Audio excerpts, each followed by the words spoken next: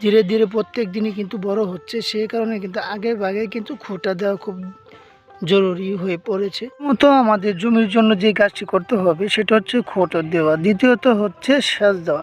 তো প্রথমত খুঁট দেওয়ার কাজটি আমরা করে নিচ্ছি। বাজার থেকে বাঁশ সংগ্রহ করে তারপর সেটা 2 থেকে 2.5 ফুট করে মেপে সেটা ফালটা করে চারে একাংশ করে রেখে দিয়েছি।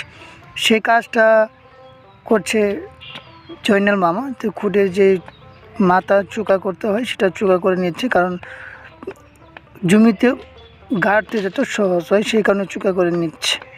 তো চোকার কাজ শেষ করা হয়েছে, এখন জমিতে গাড়ার পালা। জমিতে নেওয়া হয়েছে। তো ধীরে ধীরে কিন্তু জয়নাল মামা সেই কাজটি করছে।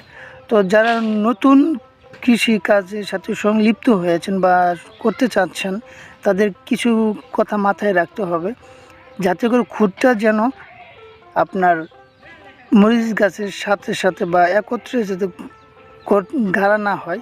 কারণ 1 থেকে 2 ইঞ্চি দূরত্বে কিন্তু এটা গাড়তে হবে। এটা মরিচ গাছের জন্য ভালো, কারণ শিকড় আদির একটা বিষয় থাকে, সেটা মরিচ গাছের পরবর্তীতে ক্ষতি হতে পারে যদি আপনারা একসাথে একত্রে গাড়েন।